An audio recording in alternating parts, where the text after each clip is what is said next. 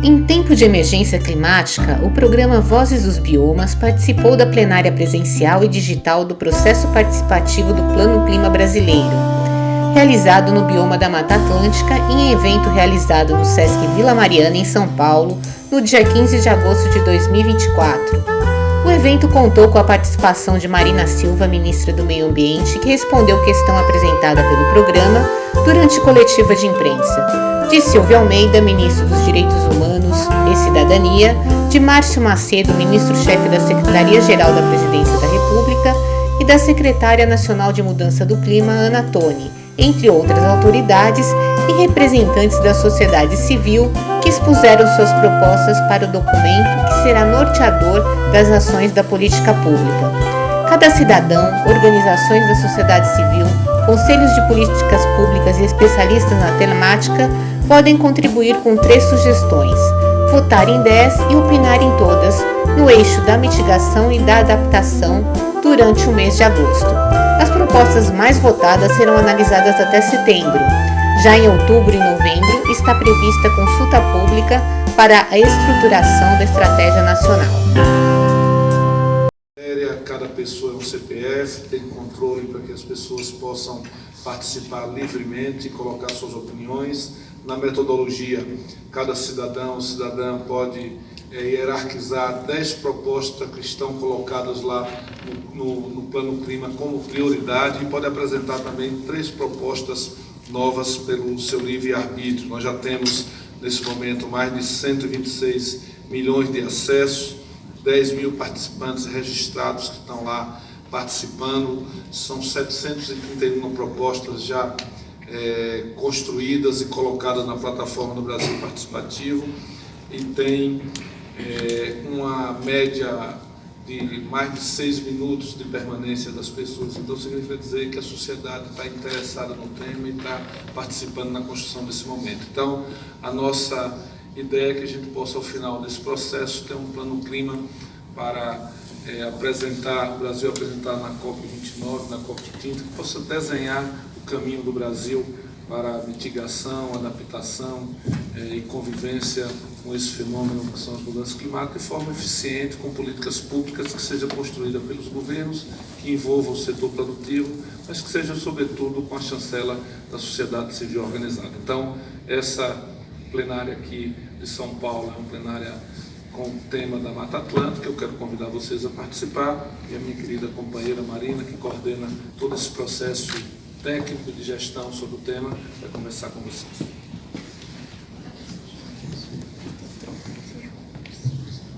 Bom dia a todos, a todas. Primeiro quero agradecer a Deus por estarmos aqui. Quero complementando aqui as informações que o ministro Márcio já fez. Estamos fazendo essa força-tarefa juntos, a Secretaria-Geral da Presidência, o Ministério do Meio Ambiente, nesse processo das plenárias participativas, Plano Clima Participativo, tem a coordenação política do ministro Márcio e a coordenação executiva do Ministério do Meio Ambiente. No caso do Plano Clima, nós estamos trabalhando em 2 trilhos. Um é esse da participação popular e o outro é técnico-institucional. Por que técnico-institucional? Porque tem um envolvimento muito forte dos cientistas e da ciência, e uma outra parte é a dinâmica do próprio governo, já que nós vamos ter um plano com meta para todos os setores da economia: agricultura, energia, transporte, indústria, mobilidade e desmatamento. O plano se dá nas agendas de mitigação e adaptação. Na parte de adaptação são cerca de 8 propostas e na parte de mitigação 16 propostas, envolvendo diferentes frentes aonde devemos estar adaptados.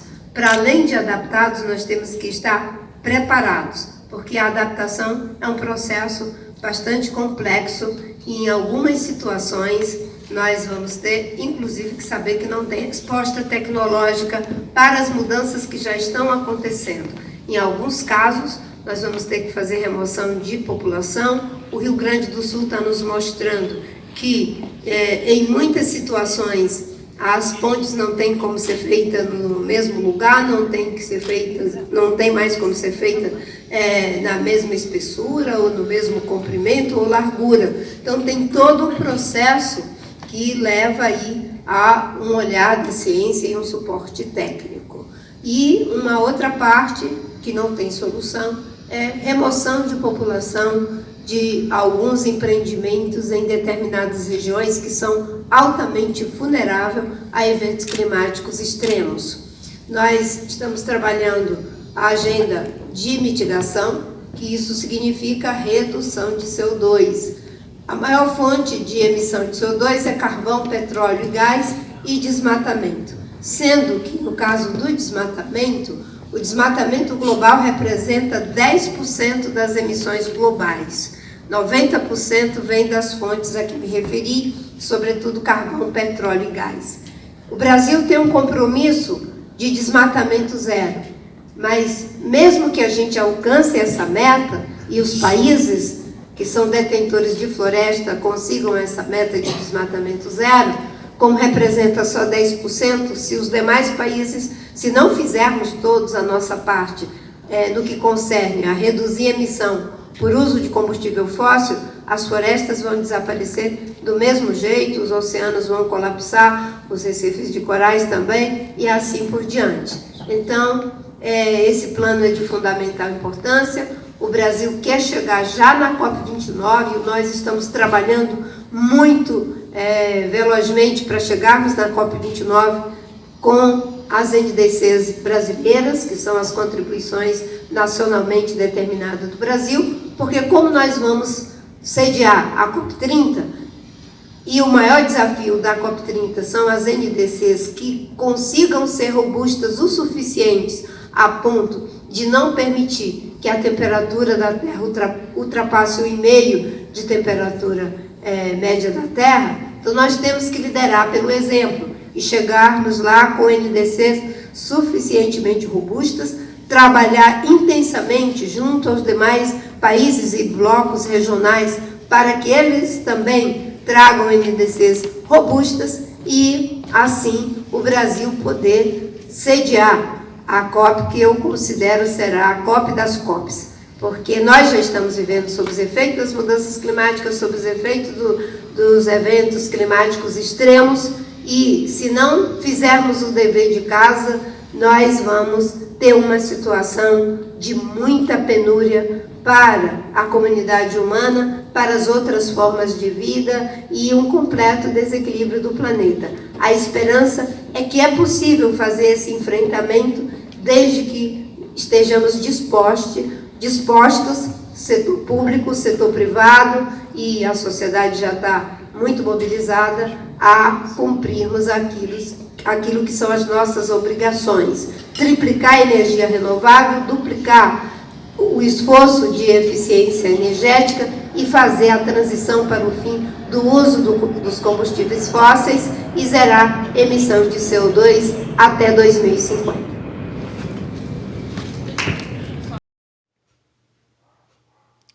Durante a coletiva de imprensa, o programa Vozes dos Biomas perguntou à ministra Marina Silva sobre a sua análise quanto à necessidade de fortalecimento de órgãos como o Centro Nacional de Monitoramento e Alertas de Desastres Naturais, CEMADEM, unidade de pesquisa do Ministério da Ciência, Tecnologia e Inovação, na estrutura do Plano Clima.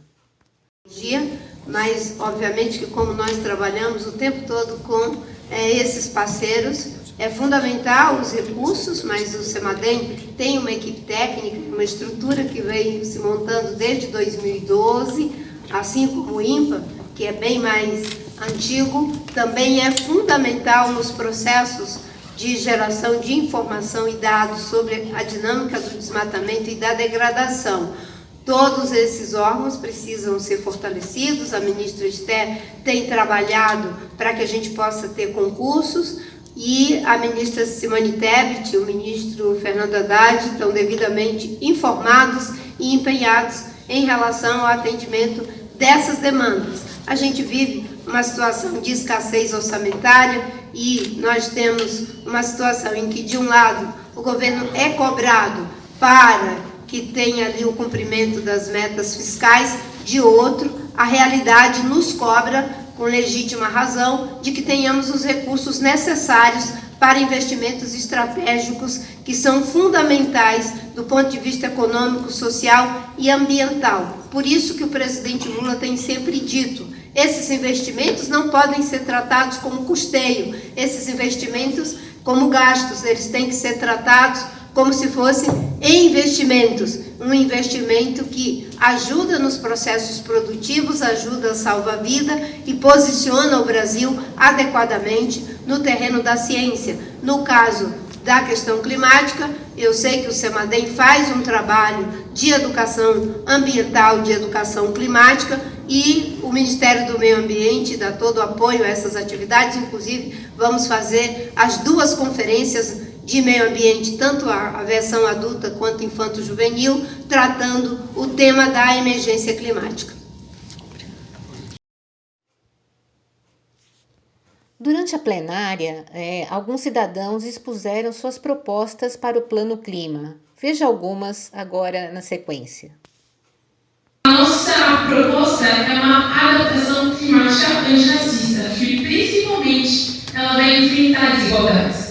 Desigualdades raciais, desigualdades de gênero, geracionais, sociais, regionais e territoriais, a partir de um conjunto de políticas públicas estruturantes, interseccionais e intersetoriais.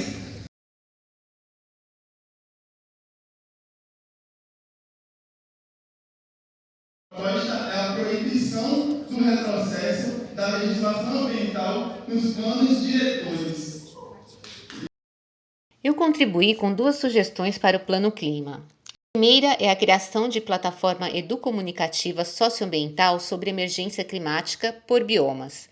A plataforma sobre emergência climática por biomas será uma base de dados e formação de multiplicadores, escolas, associações, empreendimentos locais, com apoio da academia, da ciência e agentes do poder público, municipal, estadual e federal, com o intuito de proporcionar informações com credibilidade sobre prevenção, adaptação, mitigação, contingência para fortalecer, em especial, o princípio de precaução com características regionais das áreas de riscos em cada bioma.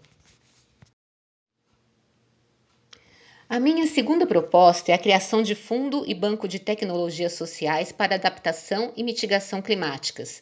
A criação de fundo e banco de tecnologias sociais para adaptação e mitigação climáticas tem como propósito oferecer mecanismos e possíveis soluções principalmente a populações mais vulneráveis de municípios de pequeno a grande porte, por meio de linhas específicas que atendam o contexto de questões de enchentes, inundações, deslizamentos, secas e estiagens, com o suporte da georreferência e meteorológico, como também de sistemas de alerta mais eficazes.